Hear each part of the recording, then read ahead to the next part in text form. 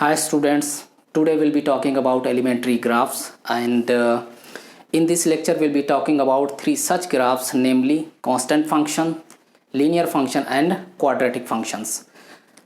तो इसमें जो सबसे पहला ग्राफ है, बेसिकली हम इस चैप्टर ग्राफ में ऑलमोस्ट 20 ग्राफ के बारे में 20 एलिमेंट्री ग्राफ के बारे में पढ़ेंगे। तो उस सीरीज़ में उस सीक्वेंस में जो सबसे पहला फंक्शन है वो है constant function.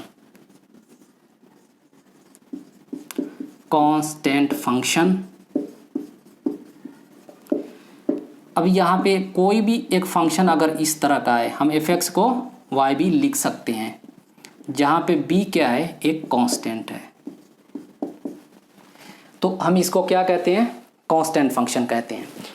Now some student can ask how does it can be a function when there is no terms involving x is on the right hand side। मतलब राइट हैंड साइड में कोई भी x का term involve नहीं है, तो x कैसे f(x) एक फंक्शन कैसे हो सकता है। तो इसका जवाब ये है कि ये फंक्शन है, लेकिन ये कुछ खास तरह का फंक्शन है।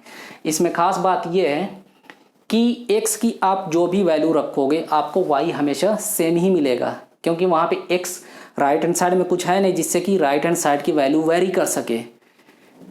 तो बस यही खास बात है कि x चाहे कुछ भी रखेंगे y की वैल्यू सेम मिलेगी, लेकिन मिल पा रही है ना। तो इसका मतलब क्या कि ये फंक्शन हर एक रियल नंबर के लिए डिफाइन है।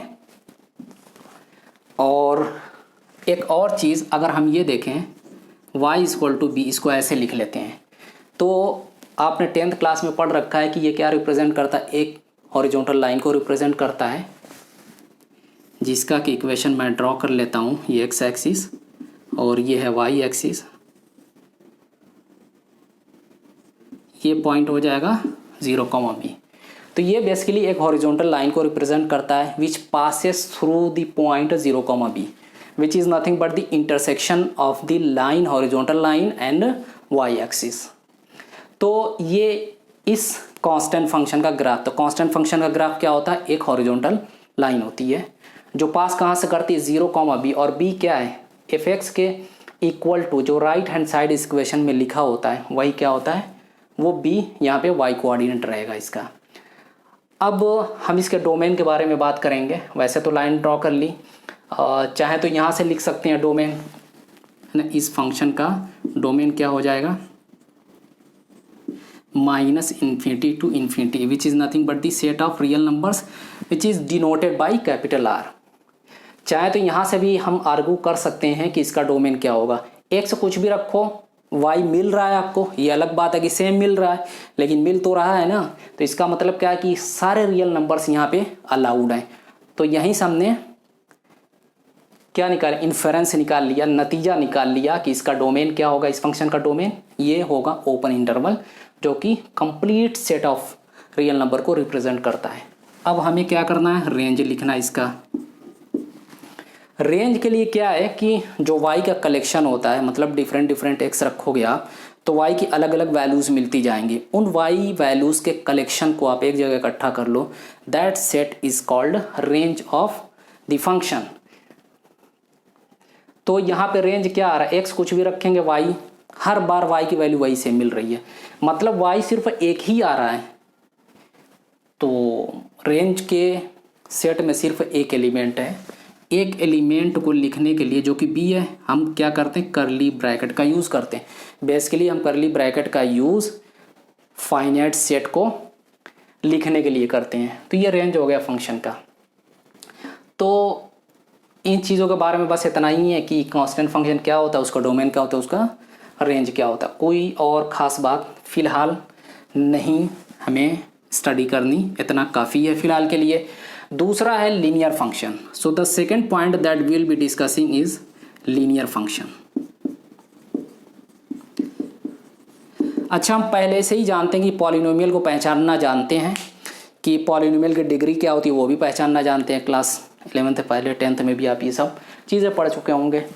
तो कांस्टेंट है, तो लीनियर फंक्शन किस तरह का, any function of the type f(x) is equal to ax plus b where a is not equal to 0। हम एफ एक्स को वाई भी लिख सकते हैं, वाई और एफ एक्स को दोनों को इंटरचेंज कर सकते हैं, दोनों का मतलब सेम ही है।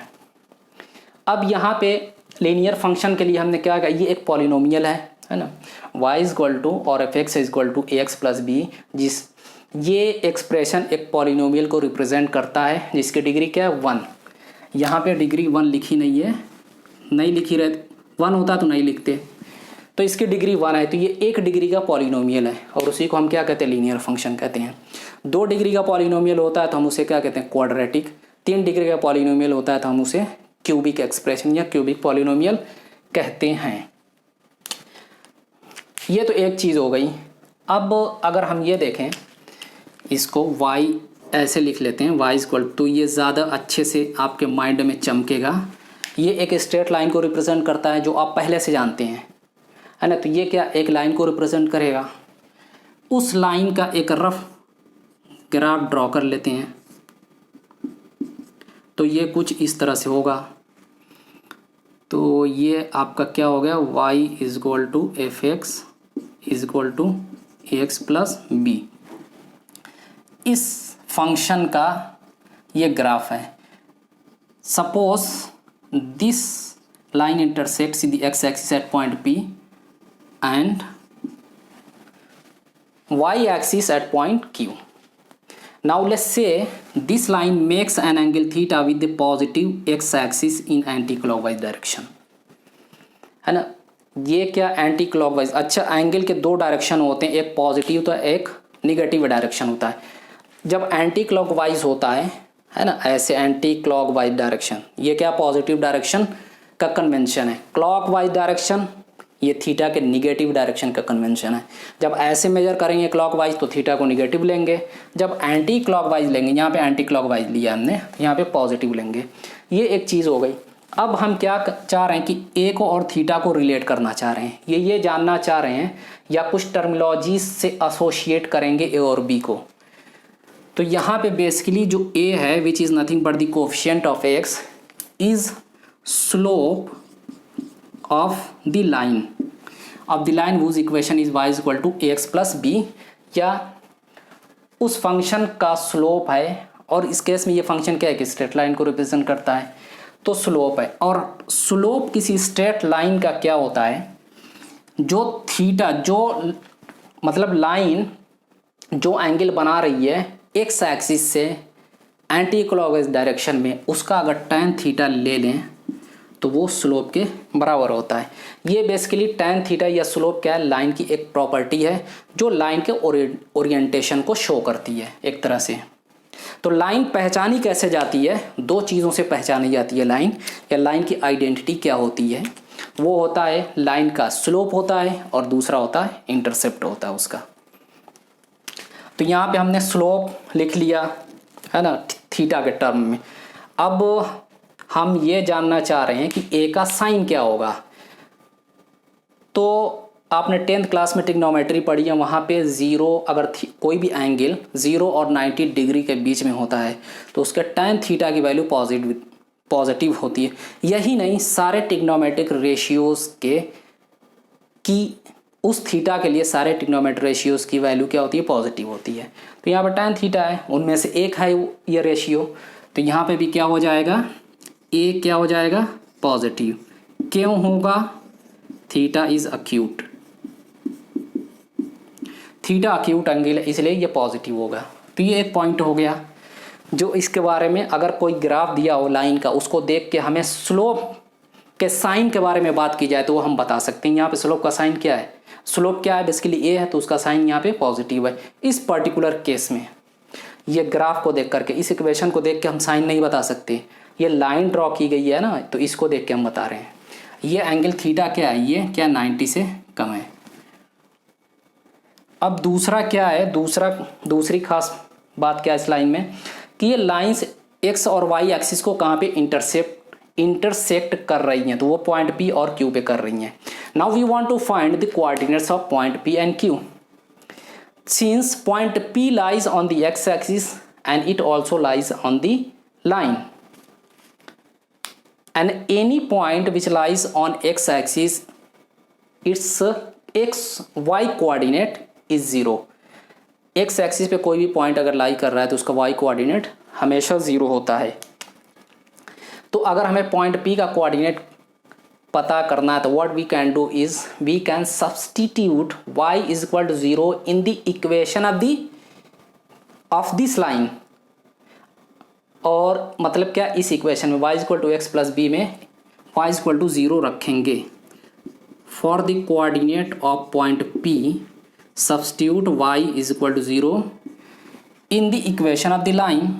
तो यहाँ पे 0 हो जाएगा ax plus B which implies that x is equal to minus B over a। तो यहाँ पे पॉइंट P का कोऑर्डिनेट जो निकल के आ गया है minus B over a comma 0, है ना। इसी को हम क्या कहते हैं, एक्स इंटरसेप्ट भी बोलते हैं। जहाँ पे लाइन एक्स एक्सिस को इंटरसेप्ट करती है उसको हम एक्स इंटरसेप्ट बोलते हैं। तो एक्स इंटरसेप्ट का मतलब या ये कह सकते हैं कि एक्स इंटरसेप्ट को एक ऑर्डर पेयर मतलब एक्स और वाई दोनों कोऑर्डिनेट से रिप्रेजेंट कर सकते हैं। कभी कभी क्या होता है कि एक्स इंटरसेप्ट हमें लिखना है तो उस पॉइंट ऑफ इंटरसेक्शन का मतलब लाइन और एक्स एक्सिस के एक्स कोऑर्डिनेट को लिख के भी काम चला लेते हैं। जैसे एक्स इंटरसेप्ट लिखना है तो सिर्फ ये भी लिखेंगे तब भी सेम ही मीनिंग मिल रही। एक्स इंटरसेप्ट चाहे सिर्फ एक्स कोऑर्डिनेट लिखें उस पॉइंट ऑफ इंटरसेक्शन का, ये पूरा का पूरा पॉइंट लिख दें जिसमें कि एक्स और वाई कोऑर्डिनेट दोनों हैं। Now we want to find the coordinate of point Q which is nothing but the y intercept और it is the intersection of the line and y axis. तो इसमें क्या होता है, y एक्सिस पे किसी भी पॉइंट का x कोऑर्डिनेट हमेशा 0 होता है। तो इस पॉइंट का y कोऑर्डिनेट निकालने के लिए x इज इक्वल टू 0 इस इक्वेशन में रख देंगे। So substitute x is equal to 0, y is equal to a times 0 plus b which is nothing but b।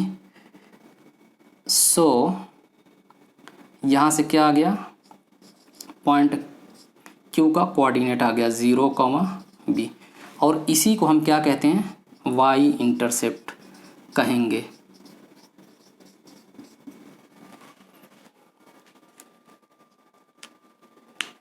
तो फिलहाल के लिए एक लीनियर फंक्शन के लिए जो कि एक स्ट्रेट लाइन को रिप्रेजेंट करता है तो उसके बारे में ये इतनी इन्फॉर्मेशन काफ़ी है। उसका स्लोप क्या होता है, एक्स वाई इंटरसेप्ट क्या होते हैं, उनके कोऑर्डिनेट्स कैसे निकाले जाते हैं, मतलब एक्स और वाई इंटरसेप्ट को कैसे निकाला जाता है। तो फिलहाल इतनी इन्फॉर्मेशन अभी के लिए काफ़ी है क्योंकि ये अभी बेसिक मैथमेटिक्स का चैप्टर है और आगे हम डिटेल में और भी बहुत सारी चीज़ें स्ट्रेट लाइन के बारे में पढ़ेंगे जब हम स्ट्रेट लाइन का चैप्टर स्टार्ट करेंगे। तो अभी के लिए हम 2 क्वेश्चन डिस्कस करेंगे जिसमें कि 4 सिचुएशन दी रहेंगी। पहले क्वेश्चन में 4 सिचुएशन रहेंगी, चारों में स्ट्रेट लाइन के ग्राफ ड्रॉ किए रहेंगे और उसमें आपको a और b का इसी स्टैंडर्ड फॉर्म इक्वेशन वहाँ पे लिखी रहेगी y equal to X plus B और वहाँ पे a और b का साइन आपसे पूछा जाएगा, मतलब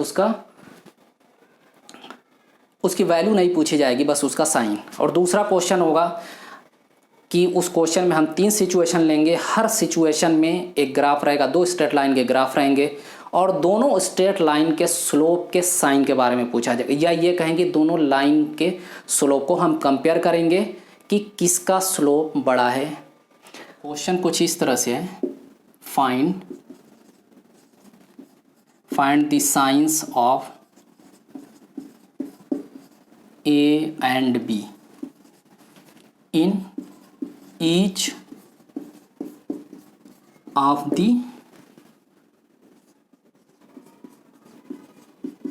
following cases।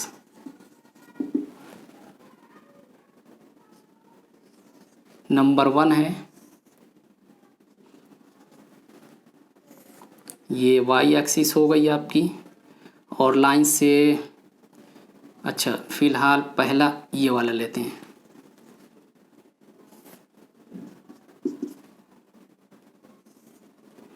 है ना, ये y equal to A X plus B है। फिर दूसरा जो है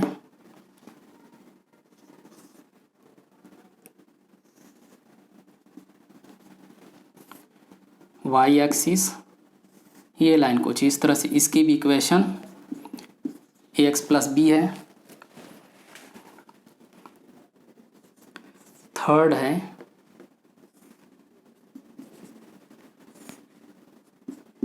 Y axis A X plus B. Fourth situation is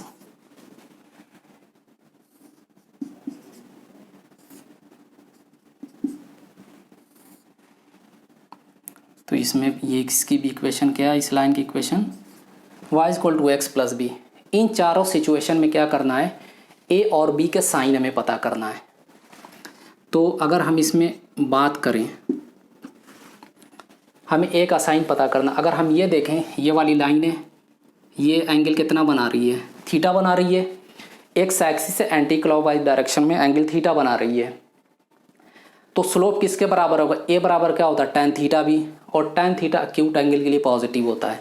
तो ए की वैल्यू भी क्या हो जाएगी, पॉजिटिव हो जाएगी। और दूसरा बी का साइन हमें पता करना है। वाई इंटरसेप्ट यहाँ पे क्या होता है, 0, बी।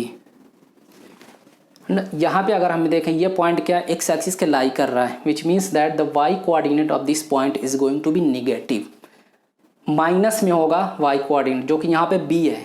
तो इसलिए बी क्या होना चाहिए, लेस देन 0 होना चाहिए, निगेटिव होना चाहिए। दूसरा क्या है, अगर हम ये देखें, ये एंगल जो थीटा बन रहा है ये है, जो कि ऑब्ट्यूज एंगल है ना। मतलब ये थीटा यहाँ पे क्या है, 90 डिग्री और 180 डिग्री के बीच में ये एंगल है।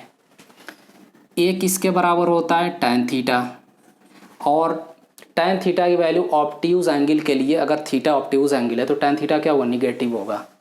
तो यहाँ पे और ए tan थीटा के बराबर होता है, इसलिए ए लेस देन 0 होगा। फिर यहाँ पे देखें तो वाई इंटरसेप्ट का कोऑर्डिनेट क्या होता है, बी के टर्म में 0, बी। ये पॉइंट एक्स एक्सिस के ऊपर लाई कर रहा है, which means that why should be positive. इस पॉइंट का वाई कोऑर्डिनेट क्या होना चाहिए, पॉजिटिव होना चाहिए। तो इसलिए यहाँ पे बी पॉजिटिव हो गया। इस वाले केस में देखें, ये फिर एक्यूट एंगल है, ए क्या हो जाएगा, पॉजिटिव हो जाएगा, क्योंकि ए इक्वल टू tan थीटा होता है और tan थीटा एक्यूट एंगल के लिए पॉजिटिव होता है। ये रिपीट हो गया। फिर 4 डिफरेंट सिचुएशन।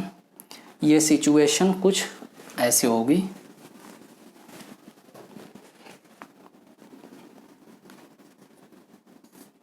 ये ऐसे होनी चाहिए, एक्स वाई और y equal to X plus B. तो हमें क्या करना है, ये एंगल क्या है, थीटा है, और यहाँ पे a equal to tan theta होता है और थीटा क्यूट है, तो tan थीटा क्यूट के लिए क्या होगा, पॉजिटिव होगा। तो ये पॉजिटिव हो जाएगा। b के लिए ये पॉइंट y इंटरसेप्ट है 0, बी, और ये पॉइंट x एक्सिस के ऊपर लाई कर रहा है, मतलब इस पॉइंट का y कोऑर्डिनेट जो कि b है वो पॉजिटिव होना चाहिए। अच्छा, y कोऑर्डिनेट पॉजिटिव कब होता है, कोई भी पॉइंट अगर x एक्सिस के ऊपर लाई कर रहा है तो उस पॉइंट का y कोऑर्डिनेट हमेशा पॉजिटिव होगा, और कोई भी पॉइंट अगर x एक्सिस के नीचे लाई कर रहा है तो उसका y कोऑर्डिनेट हमेशा निगेटिव होगा।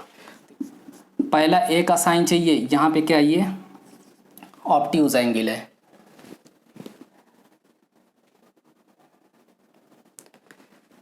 और tan थीटा ऑब्ट्यूज एंगल के लिए क्या होता है, निगेटिव होता है, और a equal to tan theta है, तो इसलिए ये निगेटिव। b का साइन चाहिए, this is the y intercept, whose coordinates in terms of b is 0, b, और ये पॉइंट क्या x एक्सिस के नीचे है, तो इसलिए इसका y कोऑर्डिनेट निगेटिव होना चाहिए, और यहाँ पे y कोऑर्डिनेट क्या है, इसका b है, तो b क्या होना चाहिए, निगेटिव होना चाहिए। तो ये बेसिकली ये 4 डिफरेंट सिचुएशन थी। ये एक कंसेप्चुअल क्वेश्चन था जिसमें हमने लाइन के ही बारे में अलग अलग ओरिएंटेशन के साथ लाइन दी गई थी। उस केसेस में हमने एक्स के कोफिशिएंट के बारे में जानने की कोशिश की, उसका साइन क्या होगा अलग अलग केसेस में, और बी जो कि वाई इंटरसेप्ट होता है वो उसके साइन के बारे में जानने की कोशिश की। अब दूसरा जो क्वेश्चन है, हम इसमें क्या लेंगे, 3 सिचुएशन लेंगे। हर सिचुएशन में 2-2 लाइन ड्रॉ की रहेंगी और उनके स्लोप को हमें कंपेयर करना है, ग्राफिकली कंपेयर करना, उनकी एग्जैक्ट वैल्यूज़ नहीं निकालनी है, सिर्फ ग्राफ को देख करके, लाइन के ग्राफ्स को देख करके हमें कंपेयर करना है।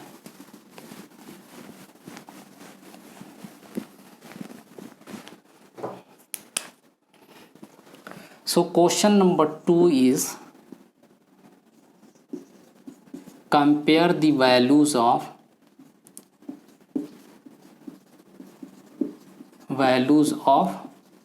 M1 and M2। मतलब 3 सिचुएशन है यहाँ पे 3 सिचुएशन हैं। एक कुछ इस तरह से है, x, this is y axis, let's say this is line L1 और इसका स्लोप M1 है, और ये लाइन L2 है, इसका स्लोप M2 है। और हम ये मान लेते हैं कि ये एंगल x एक्सिस से कितना एंगल बना रही है एंटी क्लॉकवाइज डायरेक्शन में, θ1, और ये वाली लाइन θ2 बना रही है। तो हमें M1 और M2 को कंपेयर करना है। अच्छा, अगर हम यहाँ पे ये देखें कौन सा एंगल बड़ा है, जो ज़्यादा वर्टिकल लाइन है, this is less vertical and this is more vertical, so this angle which is theta is greater than the angle theta which is made by the line L1 with the positive x axis। तो यहाँ पे θ2 क्या है, बड़ा है θ1। तो अब हम क्या यहाँ पे 10th क्लास के बेस पे ये कह सकते हैं कि tan θ2 is greater than θ1, tan θ1,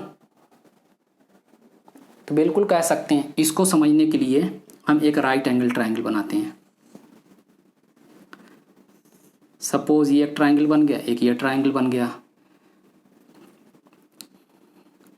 मान लेते हैं कि ये y1 है, ये हाइट, ये राइट एंगल ट्रायंगल है, और ये क्या है y2,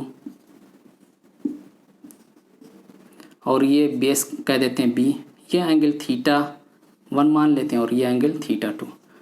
of course θ2 is greater than angle θ1। अब यहाँ पे दोनों ट्रायंगल में θ1 के लिए tan θ1 लिखते हैं। tan θ1 क्या होता है ट्रायंगल में, इस छोटे वाले ट्रायंगल में perpendicular upon base y1 upon b, और इसी तरह से बड़े वाले ट्रायंगल के लिए tan θ, ये वाला कंसीडर करो ट्रायंगल, तो tan θ2 is equal to y2 upon base, perpendicular upon base.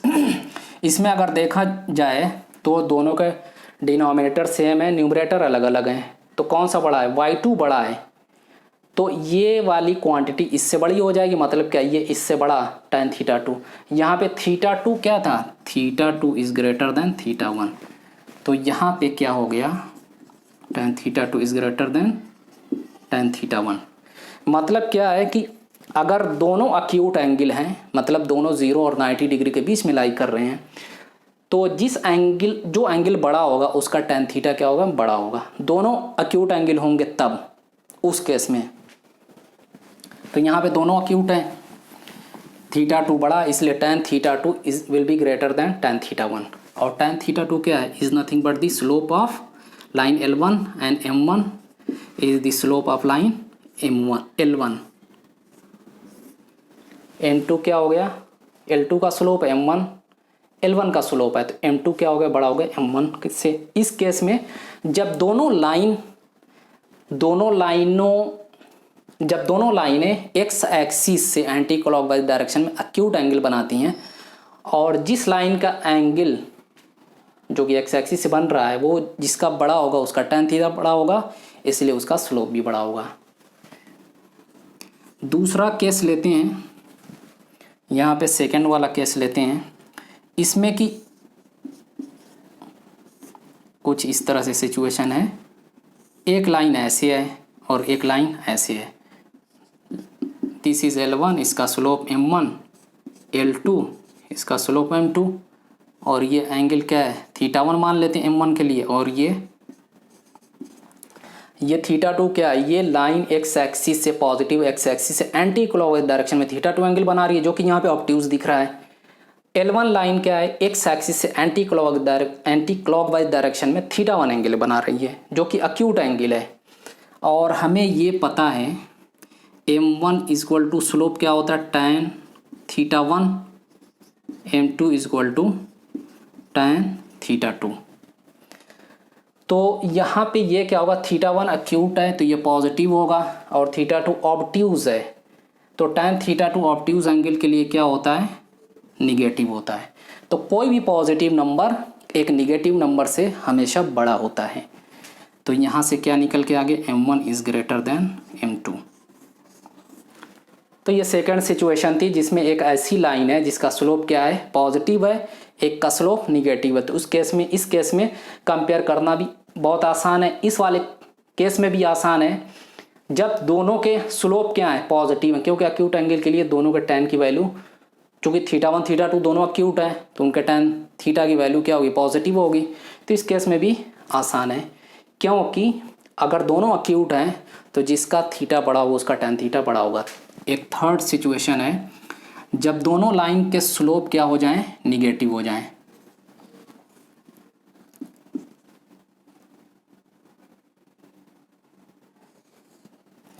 ये L1 है, इसका स्लोप M1, और ये लाइन है L2, इसका स्लोप M2।